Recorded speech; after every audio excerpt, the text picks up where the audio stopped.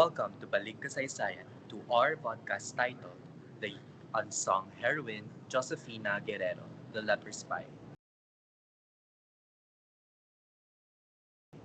I'm Alfonso, together with my fellow speakers for today's podcast. Now, please introduce yourselves to our viewers. I'm Janica, and joining us today are Pauline, Jesha, and Joyce. In this podcast, we'll uncover the story of one of the most overlooked heroines in Philippine history. Let me ask you first, Janica.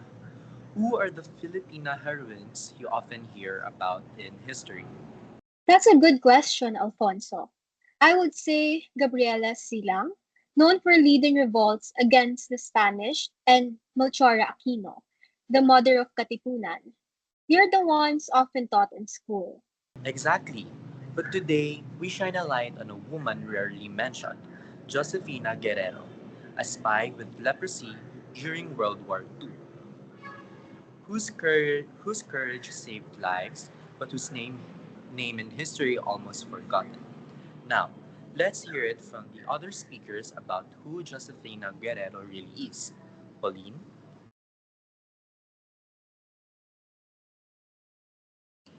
Thank you, Alfonso. So, together with Trisha and Royce, we will introduce her now. First, let's go back to the beginning. Josefina was born on August 13, 1970 in Manila. She grew up in a middle-class Filipino family and studied at Assumption Convent, one of the top Catholic schools in the country. She was intelligent, soft-spoken, and lived in a comfortable life before the war. But behind this peaceful upbringing was a life that would soon take a painful turn. Right, and to continue her story, in her early 20s, Josefina married a medical student and had one daughter. But everything changed when, at the age of 25, she was diagnosed with leprosy. It was a disease feared and misunderstood. Her husband left her, and she was separated from her child. To better understand the weight of this diagnosis, let's take a closer look at what leprosy really is. Exactly. And to give you some context, as nursing students, we understand that leprosy or Hansen's disease is a chronic bacterial infection caused by Mycobacterium leprae. It affects the skin, peripheral nerves, and eyes.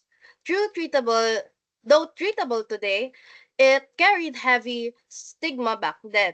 People believed it was highly contagious and incurable. That must have been devastating. Being rejected by your own family while battling a disease. You know, it's already hard enough to be sick. How did Josefina turn that pain into something heroic? And to answer that, Alfonso, instead of hiding, Josefina joined the resistance movement during the Japanese occupation. Her condition actually helped her. Japanese guards were afraid of her illness and never searched for her.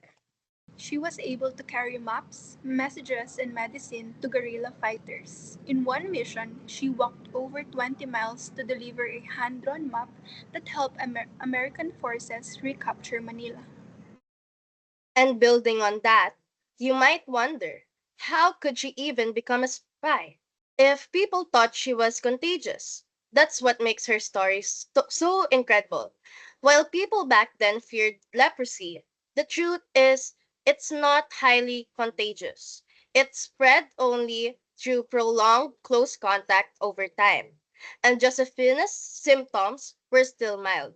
Because of the stigma, Japanese soldiers avoided her, and no one wanted to touch her or check her belongings.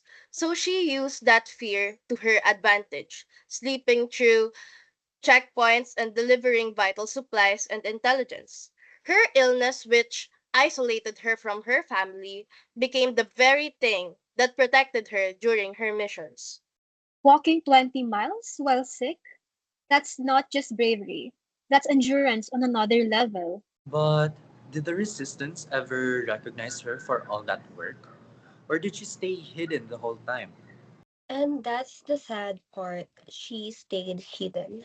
Even the resistant didn't fully know how much she was doing. She worked in silence, and her role only became known after the war. Wait, so she didn't even get thanked here in the Philippines? I think that feels so unfair. Exactly, Janica. It wasn't her own country that honored her. It was the United States. They gave her the Medal of Freedom with Silver Palm, which is one of the highest civilian awards they have. And to add on that, Trisha, she was also featured in Time magazine in 1948 and was called the Leper Spy. Imagine that, a Filipina with leprosy being recognized by international media while her name remained unknown at home or in the Philippines. It really makes you wonder how many other women like her have been left out of the history books. Too many and so Josefina's stories prove that even the quiet people can do the most courageous things. And that recognition shouldn't only come from other countries. We, as Filipinos, should have celebrated her long ago. She gave everything, even her health, her family, and her identity for the country. That deserves more. That deserves more than silence. And today, by remembering her, we're finally giving her the honor she was denied for so long. Before ending this podcast, Janica, I keep thinking Josefina could have just disappeared after being diagnosed. But she didn't. She showed up for her country in the most dangerous way possible. You know, that's what hits me the most. She had nothing, no support, no recognition, but she gave everything. That kind of quiet strength is rare. And we need to remember people like her, especially as a future healthcare professional. Her story reminds us to see the person, not the disease. Yes, she may have been isolated physically, but her impact reached far beyond any boundary. She helped free a nation, even when she wasn't free of herself. She proved that illness doesn't define your value. And stories like hers teach us how much strength can exist in silence. Well said, everyone. We want to thank our fellow speakers, Pauline, Trisha, and Royce, for sharing Josefina's story with us.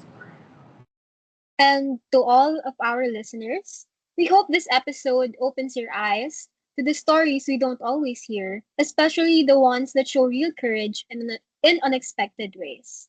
This has been the unsung heroine, Josefina Guerrero, the Leper Spy, a podcast dedicated to remembering the unrecognized and the unstoppable. Brought to you by Balik Kasaysayan. Thank you for listening, and never forget that the quietest heroes often leave the loudest legacy.